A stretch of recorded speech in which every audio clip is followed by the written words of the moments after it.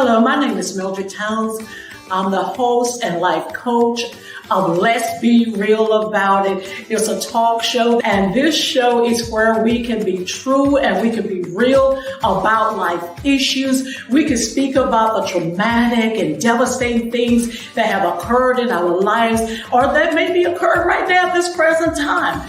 We will talk with people from all races, all cultures, all religions, all nationalities, because hurt, pain, devastation, and traumatic experience has the ability to affect us all. It doesn't care. It crosses boundaries. It has no respect to person.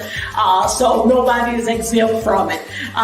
So it's time that we face the truth. It's time that we be real about the truth. It's time that we face life and stop passing the buck, as it say, or the buck, as it say. It's time to stop pointing the finger. It's time to be real. It's time to be real about what's happening in your life. It's time to be real about the issues in your life, because I know you, like me, want to be delivered and want to be set free and healed. And this is your opportunity. So let's be real about life. Let's be real about what's happening in your life. Let's be real about the life situations. God bless.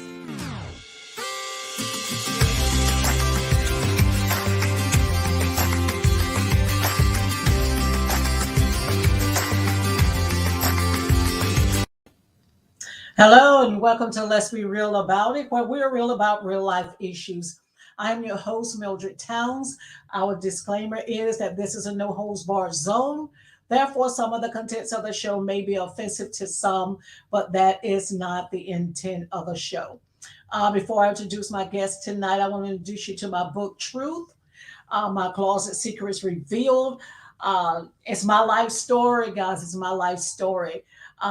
It's the truth of my life story. So order my book, read my book, so you don't get caught up in the same craziness that I got caught up in, to spare you from a whole lot of hurt and a whole lot of pain.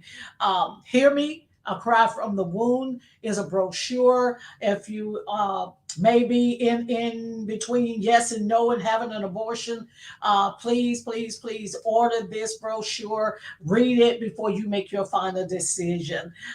You can send me an email to iHeartMinistries@gmail.com, and I will send you the information on how to order the book, or you can inbox me on Facebook, and it's Mildred Towns / iHeartMinistries, or Mildred Towns on Facebook. I want to give special thanks to our sponsor for the show, J&K Style Grill. What up, y'all? It's your boy back on stage. We here at J&K Style and Grill with my main man. J&K Style Grill, home of the original waffle burger, stuffed wings, and Philly steak egg roll. The food was amazing, man. I'm talking about collard green stuffed chicken, mac and cheese stuffed chicken, waffle burger with the special sauce. With the special sauce. Come on, man. What are you doing if you ain't eating here? You're wasting your life. Pull up. J&K Style Grill, you can copy the style, but never the spec. We got it. We got it.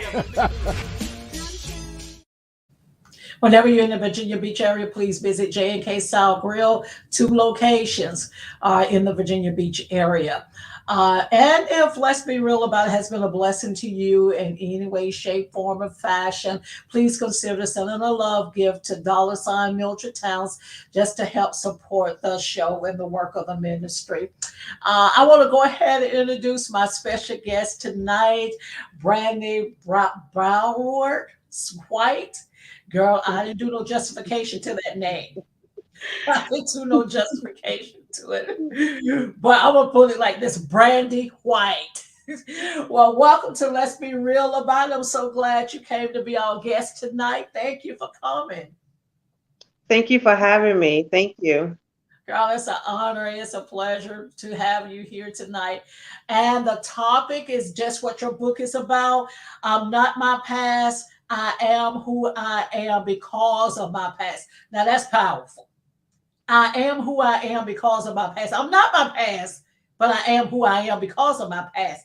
So tell us about your book, Survivors of a Generation Unheard. Tell us about that and how did it come about? It all started, I met the co-piler a while back, and she and I was talking. We was at an event, and she was talking about some things, and I started sharing some things with her. And then some time later, I think she reached me out to me through like email or a phone call. I can't quite remember. And she told me about her project that she was working on, which was this book, and asked me would I be interested in sharing my story. And I said yes. And this is actually the first time that in this book, that I really shared my story. Well, I'm glad that you decided to come on the show tonight to share your story along with the book. I want you to go ahead and just introduce yourself. Tell us a little bit about Brandy. Um, my name is Brandy Broward-White. I'm from Virginia. I was raised in North Carolina. The mother of 5 children. I have 3 grandchildren. I'm in a dental field. I love dentistry. I'm married to a wonderful man. So that's me. All right, all right. Brandon, getting into your story, I see my thing flipped out back here. Getting into your story, you have a very unusual childhood. And I say unusual because most of the time you hear that a parent or parents abuse a child and not their sibling. Not that they get the abuse from their sibling. In the book, you talked about getting beat up by your sister by the age 4, and you got your first broken arm by your sister. I want you to talk about that. Um, I can't quite remember why she did it at age 4. I just remember that was my first broken arm. My sister and I, we're 2 years apart, same mom, same dad, and everything. I don't know why she did it, but she did it. And as I got older, when my mom would leave to go to work, she would begin to um, beat on me or whatever the case may be. Okay. Okay.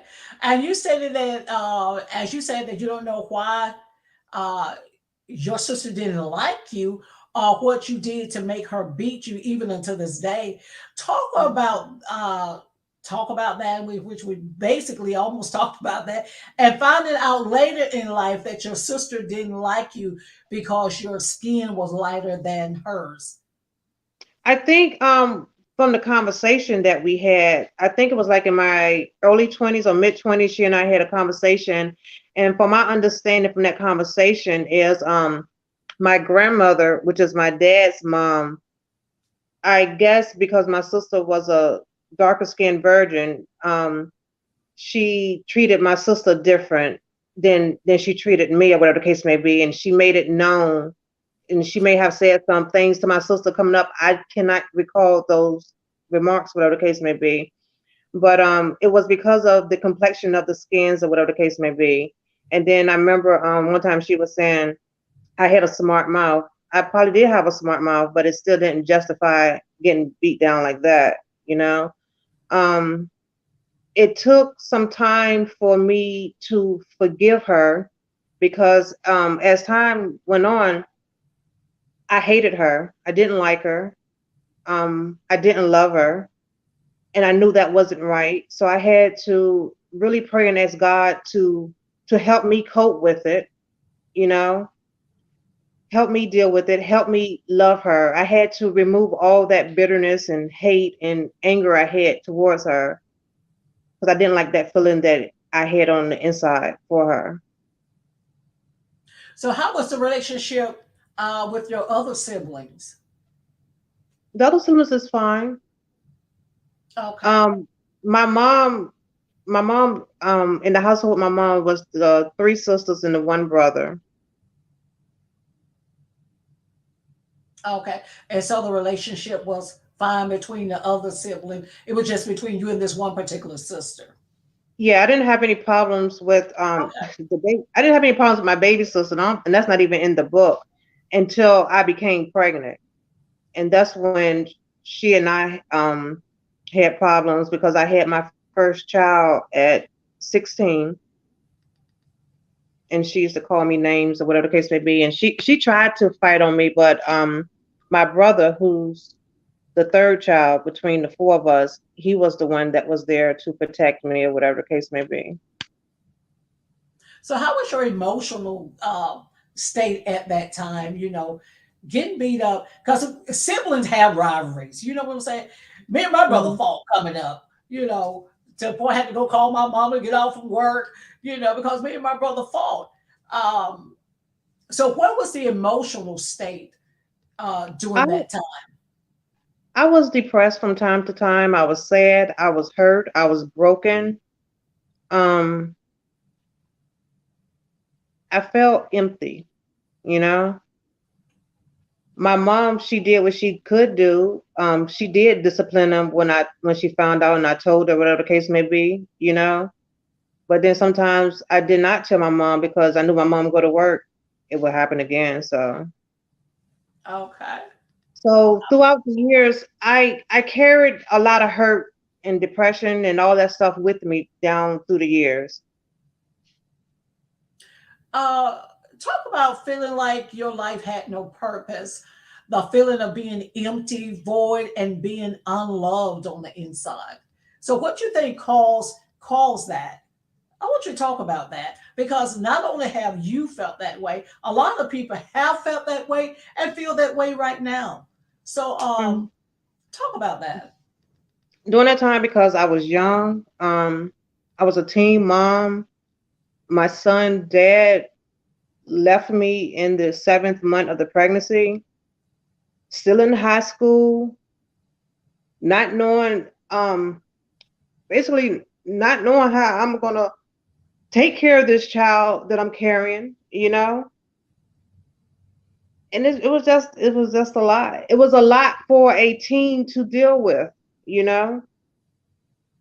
I did not know what the future was for me because a lot of stuff was not planned. Like my pregnancy was not planned, you know? So, I understand because I myself was a teenage pregnant. Uh, mm, had my oldest son at 15, had my next son at 16, and married by the age of 16. What did I know about being a mother? I knew nothing. When I say I knew nothing, I knew nothing about. You know what? I look at my granddaughter now. My granddaughter is 15, and I look at her and I see what she do now. What she mhm, does at 15, and I'm like, what did I know at 15 about mhm. being a mother? I knew Nothing. nothing, nothing. And without my mother's help in raising my son and sons, I'd have been totally lost too. I knew nothing. I knew Mhm. nothing. And I think and I feel that my home life had a lot to do with uh choices I made, things I did. I'm not blaming it all on that because I made choices Mhm. that I wasn't old enough to make. I'll put it like that. Choices that I wasn't old enough to make. I was making grown people decision as a child or as a teenager, making grown people decisions, switching my life, uh, what I should have been living uh, in my adult life, being a mother. I lived it in my teenage life, and now I live my teenage life as an adult, which roles reverse. So do Yeah. you feel as though maybe that happened in your life too? The roles reversed. It reversed a lot. Because like I said, I had my son at 16, then I had my daughter my 11th grade year. So I'm in high school with two kids, raising two kids um on welfare, not knowing what the future holds for not just myself, but for my son and my daughter at the time. It was a scary moment, a scary situation. Choices that I made, looking for love in the wrong places, you know what I'm saying? Trying to fill a void that couldn't be filled at that time. Because that void was deep and it needed something else. It needed healing. It needed it needed healing instead of putting a band-aid on it and addressing and dressing up the wound or whatever. It needed healing, totally complete healing from the inside out. And this is a question that I thought about because um, the suicidal rate is so high, and we've heard about the Miss America. I think it was Miss America, committing suicide, and then I can't think of her name. Her son committed suicide. At any time, feeling that emptiness and that void and being unloved on the inside, did ever the thought of suicide come to your mind?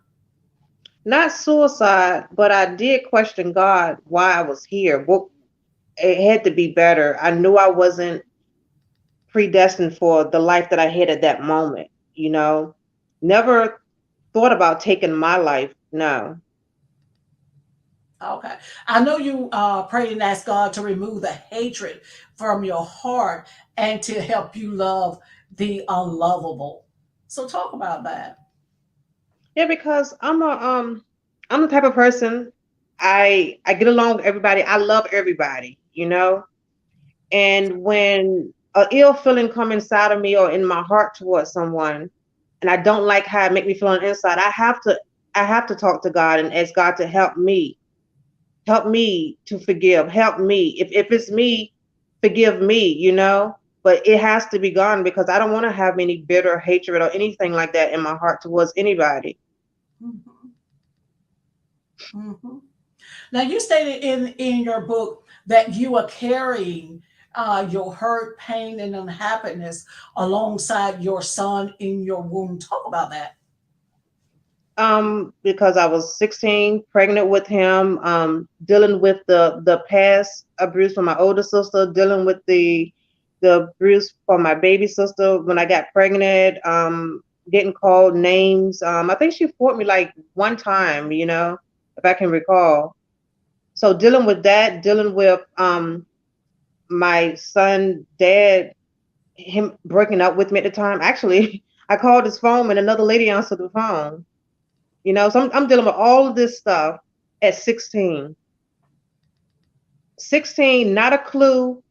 16, not a clue about life, not a clue about what it takes to be a mom, not a clue, not even stepped into my womanhood. You know what I'm saying? Hmm.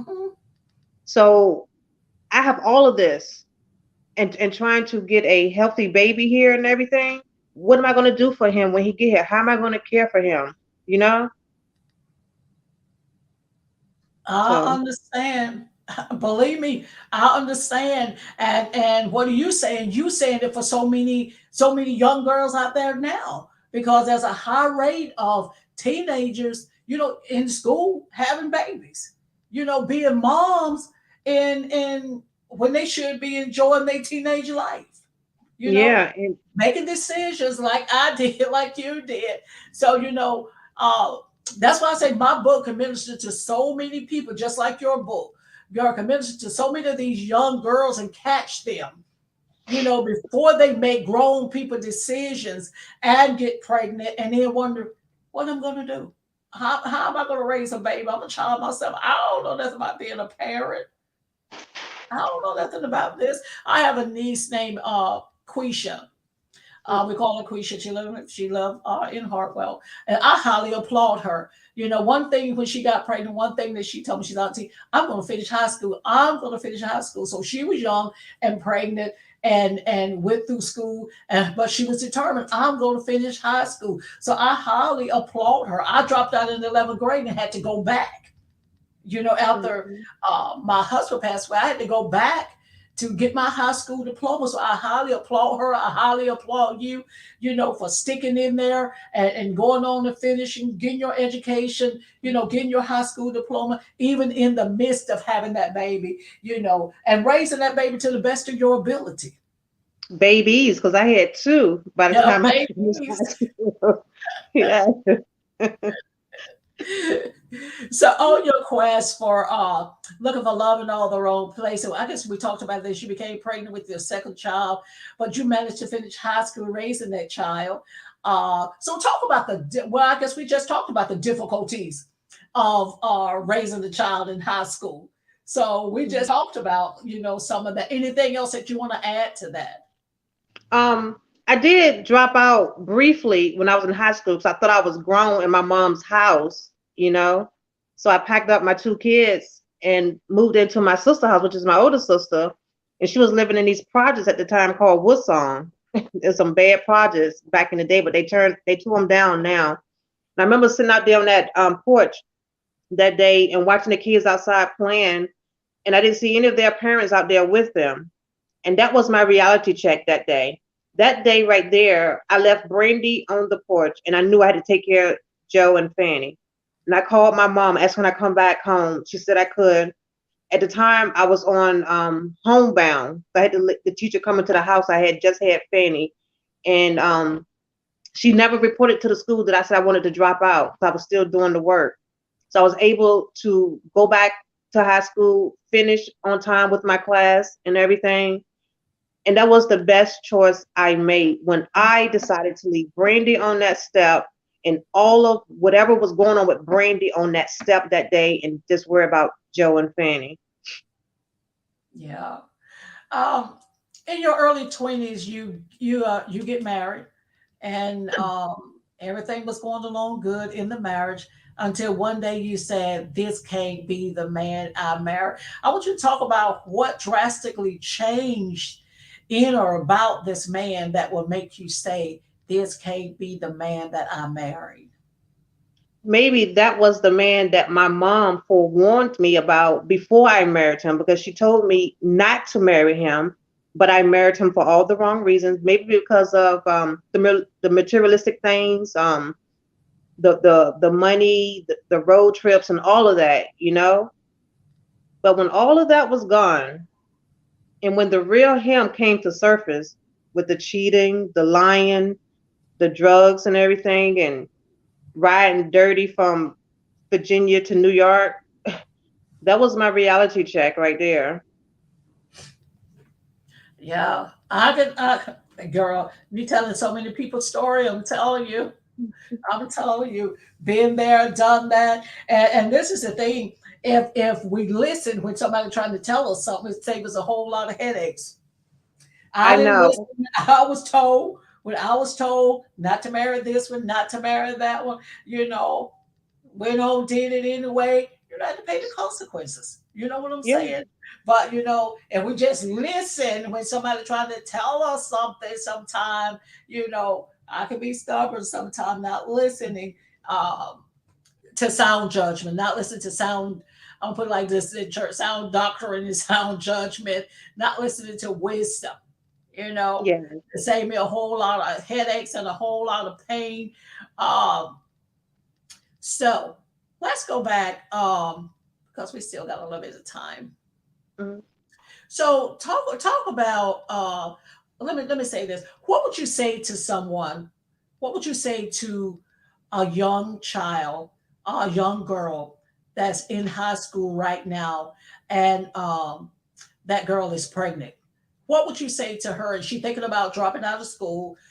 She just like me and you, don't know what to do. What would be some advice that you would give her right now? And advice, first of all, that you would give her uh, that you wish your mother would have given you before you My get pregnant and before my you mom, uh, mhm. date and before you drop out of school. My mom, she gave me advice, but the one thing, my mom, she didn't tell us about birth control. We didn't talk about sex and all of that stuff because my mom thought not talking about it was protecting us from it, but not talking about it did more harm and damage in the end. And what I would tell to a young teen that's pregnant and that's thinking about dropping out of school, I would say, no, little mama, you can do this. Your future and the future of your baby depends on you. God will give you strength to endure and get through this. Mama may have, daddy may be, but no matter what, at the end of the day, mama gotta always survive for that child, whether daddy is there or not. So you're gonna have to finish school. You're gonna have to get your diploma. And you're gonna have to find a trade or find a job because you cannot be a statistic, you and your child. Do not be on welfare for your whole life. Right now may be good, or this moment while you're in high school. Yes, take the assistance so you can get out of high school. But when you get out of high school, when you march across that stage, you and your child, you will feel so much better. Amen. Amen. Amen. Amen. Amen. So, what would you tell them from your own self experience? And real quick, maybe take about a minute. In your own self experience, what would you tell them before they get to the point of having sex? I would tell them, if you haven't had sex, and if you are in school, and if the boy is just trying to tell you look good and all the other stuff, you don't need no young boy to tell you that you look good and you feel good to feel good about yourself. You look in the mirror every day and tell yourself that you are beautiful. You don't need no man to accommodate you, because all they're going to do is have sex with you, and they're going to talk about you to their. It's not love, because you're too young to know what real and true love is. It's just lust and infatuation. So keep it moving. Good advice. Good advice. Keep it moving. Keep it moving. Girl, that's good advice. Keep it moving. The warning signs that she just gave y'all, feel good about yourself. Know who you are. Get up every morning and make declarations to yourself. I'm beautiful. I'm gorgeous. I don't need no man to validate who I am. And I'm going to be listening to a lot of this stuff these kids telling me in school, because they tell me that. They're telling this next one that. They're telling the next one that. And just like you said, you'll be a topic of conversation. So, Brandy, thank you so much for coming on the show and being transparent about your story today. Tell us about how we can order your book. You can order my book. You can reach me by my email, browardbrandy1126@gmail.com, and request a copy, and I will get it mailed out to you. Okay. And so is that also how they can contact you? Maybe somebody may want you to come and be on their show or whatever. Somebody may just want to talk to you. How can they contact you? Via email, yes. Okay. So next week, I want y'all to tune in to part 2 of Brandy's story. And please like and subscribe to my YouTube channel. It's I Heard Ministries, Saturday, 4.22 guest towns. And please, go on and like and subscribe, please. And I want to give a special thanks to those who watch the show nationally and internationally. And again, if the show has been a blessing to you, please consider sending a love gift to $Mildred Towns to help support the show. I would love to hear from you. If the show has been a blessing, you can email me at iheardministries@gmail.com to let me know. As I said, the show's been a blessing to you. So until next week, let the peace of God reign, rule, and abide in your hearts. I'm Mildred Towns. Thank you for watching. What up, y'all? It's your boy Jack on stage. We here at J&K Style and Grill with my main man. J&K Style Grill, home of the original waffle burger, stuffed wings, and Philly steak egg roll. The food was amazing, man. I'm talking about collard green stuffed chicken, mac and cheese stuffed chicken, waffle burger with the special sauce. With the special sauce. Come on, man. What are you doing if you ain't eating here? You're wasting your life. Pull up. J&K Style Grill, you can copy the style, but never the best. we got it. We got it.